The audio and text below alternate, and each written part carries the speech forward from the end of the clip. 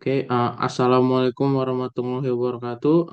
Perkenalkan nama saya Rafli Muharam Sibuya, NPM 2208260190.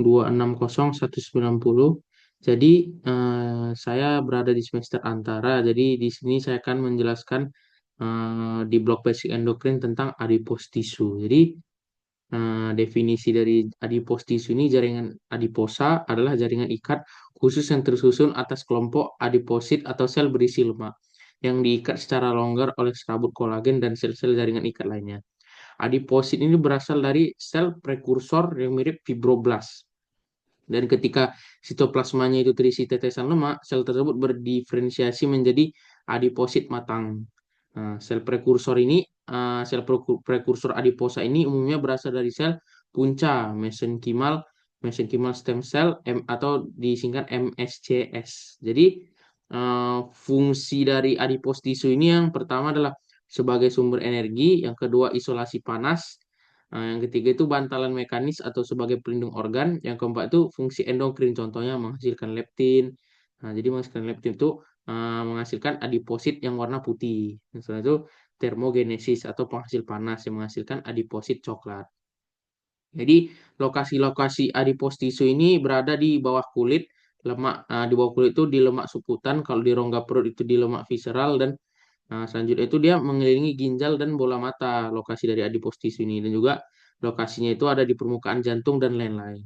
Jadi adipose tissue ini ada beberapa jenis-jenis jaringannya. Jadi yang pertama itu kita bahas dulu yang jaringan lemak coklat atau brown adipose tissue. Jadi uh, brown adipose tissue ini memiliki adiposit yang multilokular, yang banyak tetesan lemak kecil, dan banyak, yang kedua itu banyak mitokondria. Nah, warnanya itu berwarna coklat. Nah, fungsi utamanya ini adalah termogenesis non shivering. Jadi itu menghasilkan panas tanpa menggigil.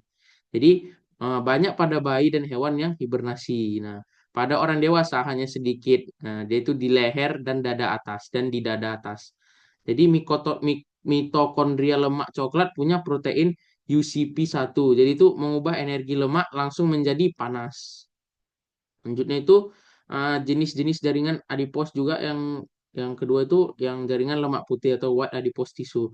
Nah, kalau yang white adipose tissue ini memiliki adiposit yang unilokular, hanya satu tetesan lemak tapi dia gede. Yaitu fungsinya itu untuk menyimpan energi, isolasi panas, dan bantalan mekanis. Bantalan mekanis itu seperti pelindung organ. Nah, jadi eh, white adipose tissue ini terdiri dari lobulus adiposit yang dipisahkan oleh septa jaringan ikat berisi pembuluh darah dan limfa. Nah, ciri-ciri selnya ini dia itu satu tetesan lemak besar hilang saat preparasi atau hilang saat preparasi jaringan. Nah, itu nukleusnya pipi di tepi tampak seperti cincin permata dan dominan pada orang dewasa. Nah, selanjutnya itu bagaimana lemak disimpan. Nah, jadi bagaimana lemak disimpan tuh yang pertama tuh energi dari lemak berlebih akan disimpan di jaringan adiposa. Nah, yang kedua itu karbohidrat dan protein bisa diubah menjadi lemak.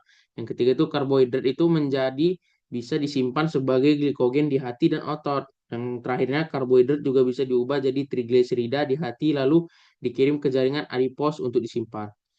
Mungkin next. Oke. Ini gambaran dari white adipose tissue dan ini brown adipose tissue. Kita bisa lihat kalau yang white adipose tissue ini kayak dia punya mitokondria gede, langsung gede ya semua. Kalau yang brown adipose tissue ini kayak banyak-banyak banyak dia. Oke. eh, Next.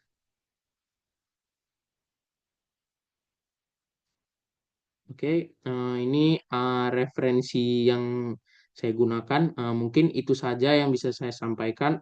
Assalamualaikum warahmatullahi wabarakatuh.